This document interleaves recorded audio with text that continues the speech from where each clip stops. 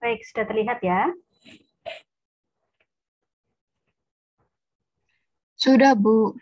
Assalamualaikum warahmatullahi wabarakatuh. Selamat sore semuanya. Assalamualaikum warahmatullahi wabarakatuh. Ya, kemarin saya sempat agak sedikit memaksa memang untuk pertemuan sore hari ini karena hari Kamis besok saya jujur dari pagi sampai dengan sore banyak agenda. Pun sebetulnya hari ini saya sudah berusaha keras untuk mengosongkan jadwal ya, untuk hari Senin ini gitu. Tapi tetap saja dari pagi sampai dengan sore saya pontang-panting muter-muter nggak karuan ya, ke sana kemari, pindah gedung ya, pindah acara. Dan alhamdulillah terima kasih sekali teman-teman D3 Keperawatan ya Harapan Bangsa memberikan kesempatan untuk sore ini kita berkumpul ya untuk menggantikan hari Kamis yang akan datang terkait dengan materi terapi nutrisi. Jadi nutrisi makanan gitu ya. Jadi makanan itu tidak serta merta hanya apa yang kita konsumsi saja setiap hari. Tapi sejujurnya apa yang kita butuhkan itu adalah yang terkandung di dalam makanan tersebut. Jadi kita sebetulnya mengkonsumsi makanan itu adalah untuk mengambil zat-zat gizi, zat-zat nutrisi yang ada di dalam makanan. Gitu. Ya entah itu yang bersifat makronutrien atau yang bersifat mikronutrien. Nah, pentingnya apa nutrisi itu? Ya mungkin di awal Bu Santi sudah menjelaskan ya. Jadi banyak ya penggunaan atau manfaat dari gizi dari makanan yang kita konsumsi sehari-hari. Nah, tidak hanya untuk pertumbuhan, tidak hanya untuk perkembangan, tidak hanya untuk kesehatan dari misalkan mata, kemudian tulang dan sebagainya, tetapi juga digunakan untuk bagaimana ketika seseorang sedang mengalami gangguan kesehatan gitu. Maka ada istilah dengan terapi nutrisi. Nah, terapi nutrisi ini nanti akan kalian lakukan ya pada saat nanti kalau kalian sudah mulai praktek. Nah, definisi dari terapi itu apa? Ya, kalau terapi pasti akan lebih mengarah ke klinis. Ya, jadi hal-hal yang berbau dengan klinis, ya, atau di dalam bahasa Inggris kalau terapi itu artinya pengobatan. Nah, kemudian ternyata terapi ini juga diambil juga dari bahasa Arab yang dalam kata syafa'a, syafi'i, syafi'an, yang artinya bisa pengobatan, bisa mengobati, atau bisa untuk menyembuhkan. Nah, sementara di Kamus Besar Bahasa Indonesia menyebutkan bahwa yang dimaksud terapi itu adalah usaha untuk memulihkan kesehatan orang yang sedang sakit, atau dengan kata lain pengobatan penyakit atau perawatan penyakit. Nah, jadi kalau ada terapi nutrisi pasti ini akan mengarah ke klinis. Jadi artinya nanti kalian akan berusaha menciptakan, menerapkan makanan itu nanti akan didaya gunakan sebagai jalan untuk mengobati atau menyembuhkan seseorang yang sedang mengalami sakit atau gangguan penyakit.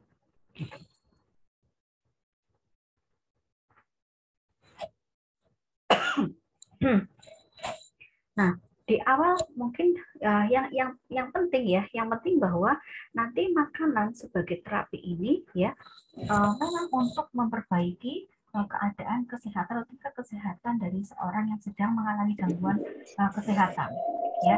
Tetapi bahwa di dalam makanan ya, yang dikonsumsi ini yang penting adalah bahwa peran dari nutrisi ini adalah karena adanya zat yang ada yang terkandung di dalam makanan ini. Nah, zat apa?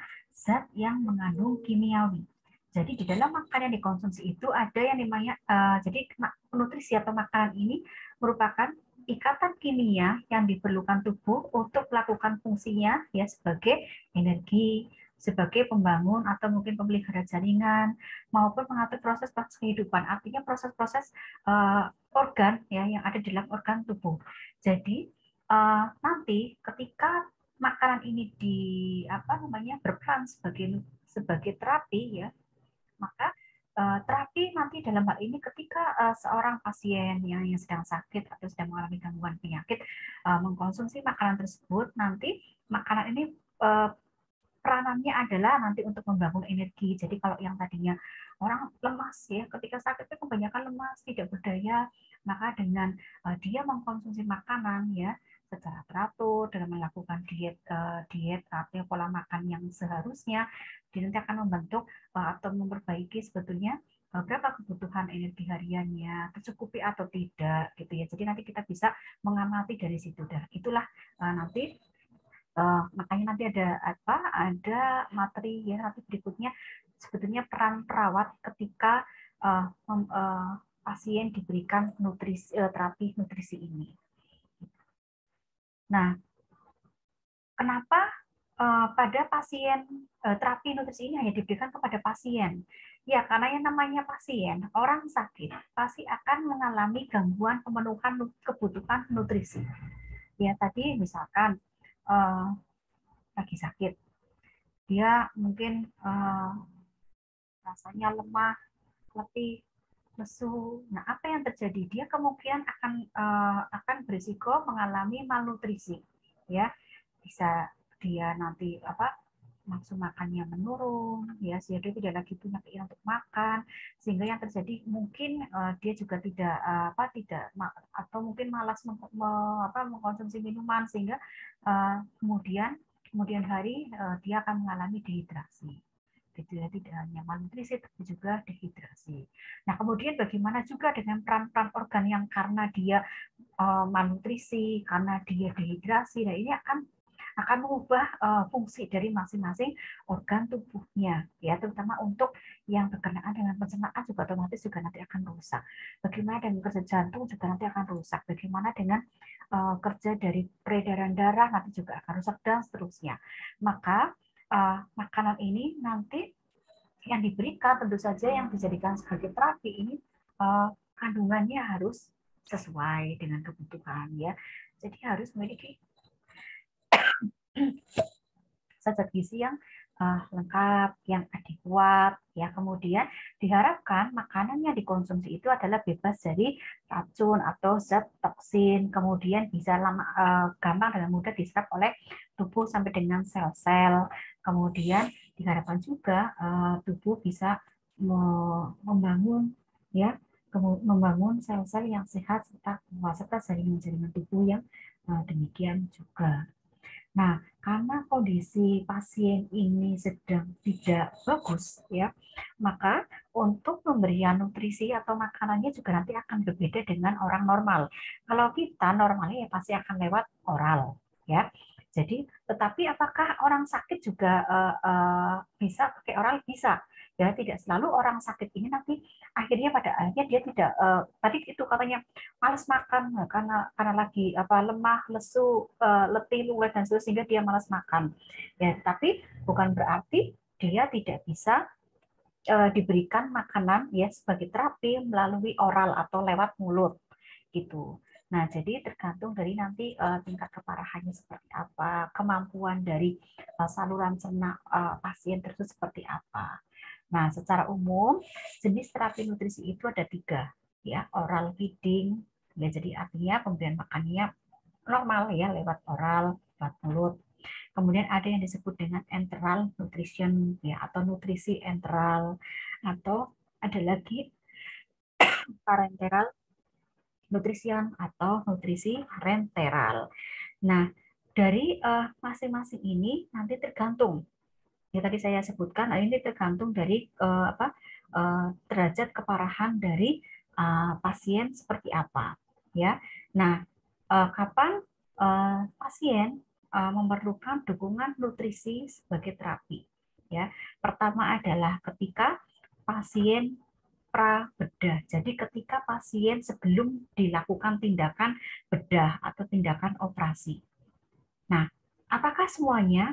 Bisa jadi ya, tetapi ada juga yang karena sudah sehat ya sudah tidak ada masalah. Tetapi bagaimana kalau yang kondisinya dia kekurangan gizi atau malnutrisi ya, bisa jadi dia kurang gizi atau bisa jadi dia memang benar-benar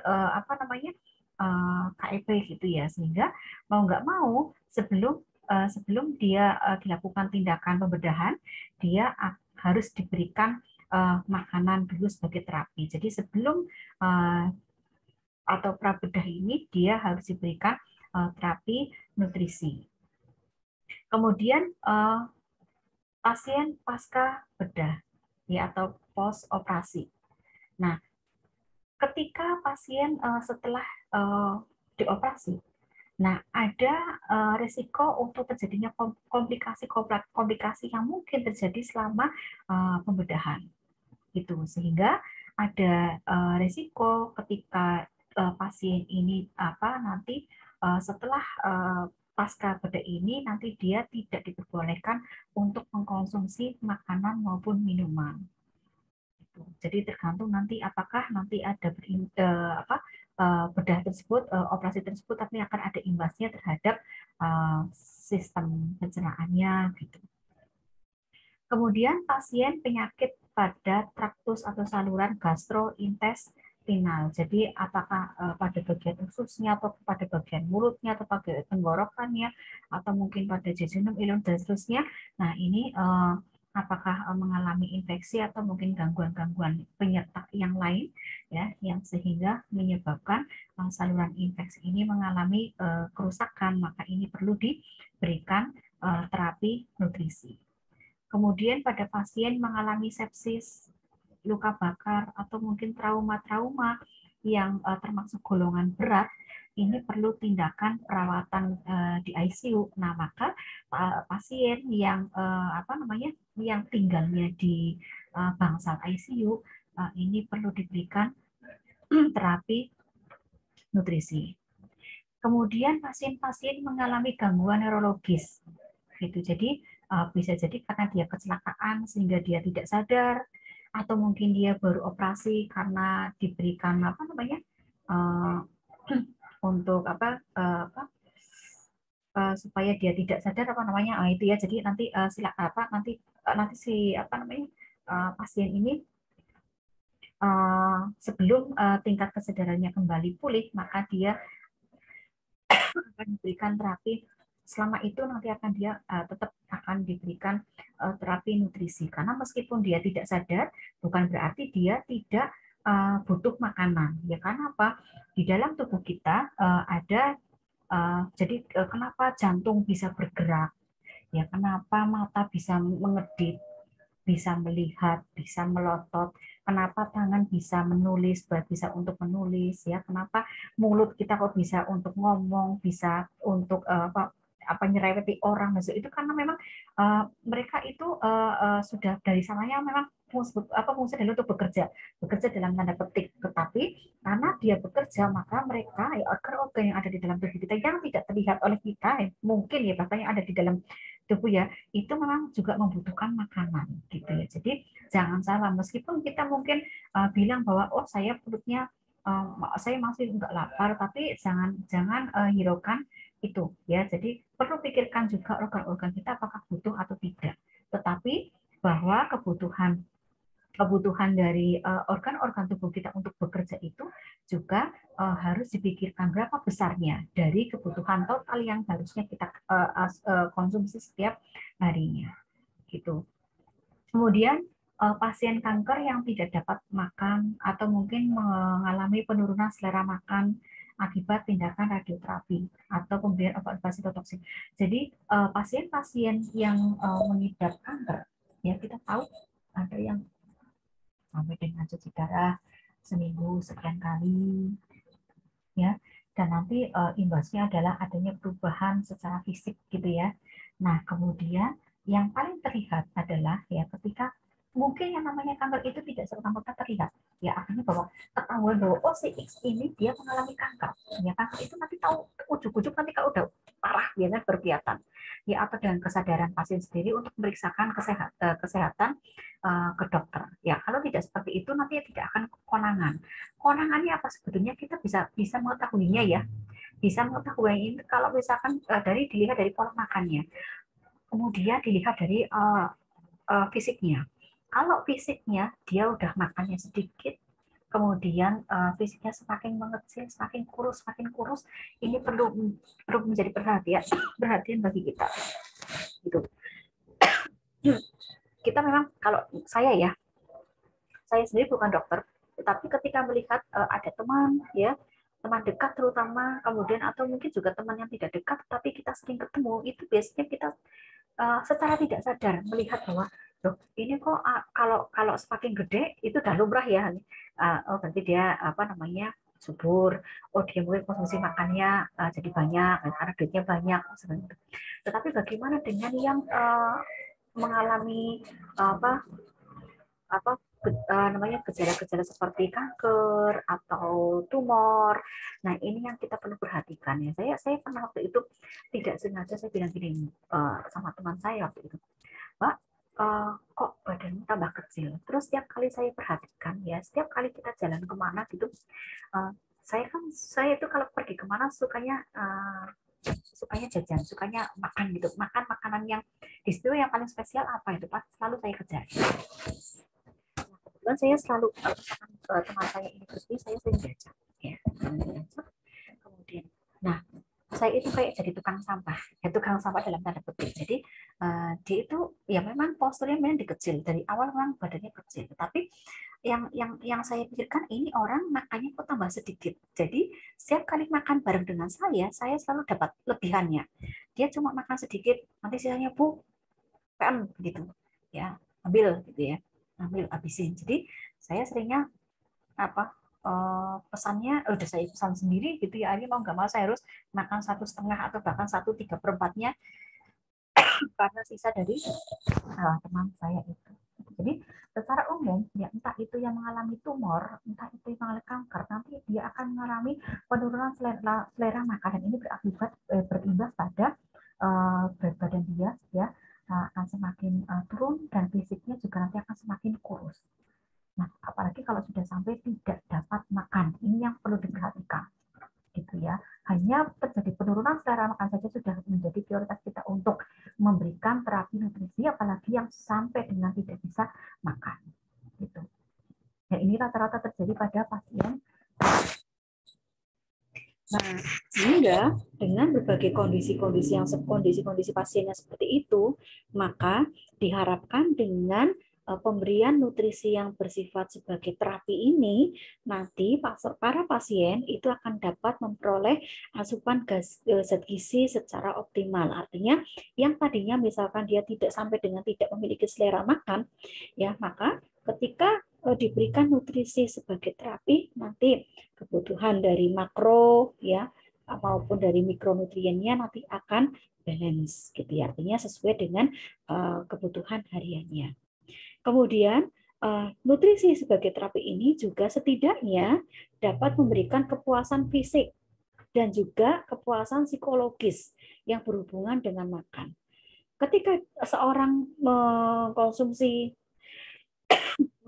makanan, setidaknya yang tadinya physically dia kurus, ya setidaknya dia akan balik ke kondisi yang seharusnya atau yang normal, mendekati normal. Mendekati normal itu sudah bagus sekali ya, apalagi kalau sudah sampai dengan normal atau batas ideal. Itu sudah bagus sekali. Kemudian memberikan kepuasan psikologis, artinya ketika dia tidak punya keinginan untuk makan, setidaknya ketika dia diberikan terapi ya, makanan sebagai terapi ini atau terapi nutrisi ini, nanti dia akan mau, oh ternyata makanan ini enak ya, kenapa saya nggak nyoba dari dulu.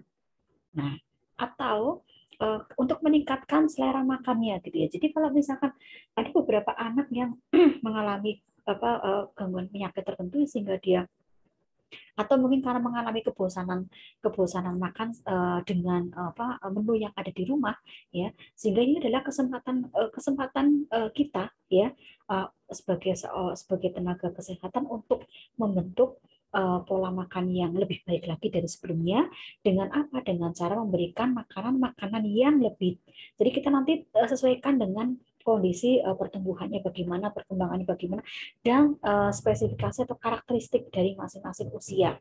Gitu. Kalau yang tadi anak-anak ya, coba kita nanti akan sesuaikan terapi nutrisi ini ya nanti untuk anak-anak kita bentuknya seperti apa.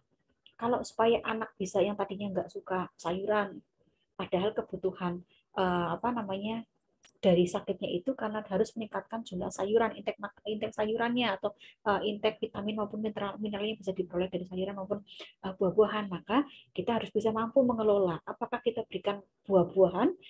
Saya kira tidak bisa, ya, tidak bisa. Tidak semua anak akan bisa makan buah yang utuh gitu ya. Tetapi bagaimana kalau misalkan diolah menjadi puding, bagaimana kalau diolah misalkan dicampur menjadi salad atau mungkin dan seterusnya. Nah, itu pada fungsi utamanya adalah ini makanan ini adalah sebagai terapi. Jadi ini akan meningkatkan psikologisnya, termasuk tidak hanya menunya, tetapi juga modelnya, gitu ya. Apakah nanti akan bentuknya bintang, apakah nanti bentuknya hewan, atau mungkin bentuknya apapun gitu ya. Jadi makanan tersebut nanti akan dibentuk seperti demikian rupa, nanti tergantung dari karakteristik masing-masing usia dari pasiennya. Kemudian nutrisi terapi ini juga nanti tujuannya adalah untuk meningkatkan berat badan, ya. Jadi dengan adanya pemberian nutrisi yang optimal, maka diharapkan pasien akan mendapatkan berat badan yang normal, ya setidaknya normal, gitu ya. Tetapi yang diharapkan biasanya untuk dietitian itu nanti akan mengatur sampai dengan pasien dalam keadaan berat badan yang ideal, gitu. Nah, kemudian tujuan berikutnya adalah untuk meningkatkan kontrol diri dengan mampu melakukan aktivitas harian secara mandiri. Jadi setelah diberikan terapi berupa makanan, ya nanti si pasien ini nanti akan bisa dengan mudah melakukan aktivitas-aktivitas hariannya secara mandiri. Meskipun dia dalam kondisi sedikit sakit gitu ya, tapi dia akan sudah bisa mulai beradaptasi dengan yang tadinya benar-benar sakit, dia tepar, dia tidak bisa bergerak apapun, nanti untuk dengan adanya pemberian terapi nutrisi ini nanti dia akan mulai bangkit dari tidur. Setidaknya bangkit aja itu udah bagus. Nah, nanti berapa hari kemudian, berapa waktu kemudian nanti dia bisa jalan kaki, ya kemudian dia bisa melakukan aktivitas yang ringan aja itu sudah termasuk kemandirian. Nah, tadi disebutkan ada tipe atau jenis nutrisi terapi ya. Jadi terapi nutrisi ini ada 3 tadi disebutkan. Pertama adalah oral feeding. Jadi untuk oral feeding ini adalah pemberian makanannya melalui oral ya. Jadi makanan dimasukkan diberikan kepada pasien melalui mulut. Nah, tetapi karena kondisinya sedang sakit, ya pasien atau orang yang kita berikan terapi nutrisi ini dalam keadaan sakit sehingga butuh apa namanya ya, butuh kekuatan dari kita bagaimana untuk mengubah supaya pasien ini yang tadinya sulit makan menjadi mau makan gitu. Pelan-pelan saja, kita tidak bisa memaksakan orang sakit apa namanya harus 1 piring habis, itu tidak bisa ya. Kita harus sesuaikan dulu kemampuan dia seperti apa ya, karena ini ada kaitannya dengan psikis. Semakin dia akan ditekan ya, dipush untuk mengkonsumsi makanan persis ya sekali waktu, ya ini jangan-jangan dia malah tambah stres. Jadi gimana, bukan lagi sebagai terapi gitu ya. Jadi ada beberapa apa namanya keadaan-keadaan di mana penyakit-penyakit tertentu ini harus diberikan secara pelan, kemudian penuh dengan motivasi gitu. Jadi memang benar-benar tugas perawat itu ya memang benar harus pinter ngerayu gitu ya. Nah, gitu.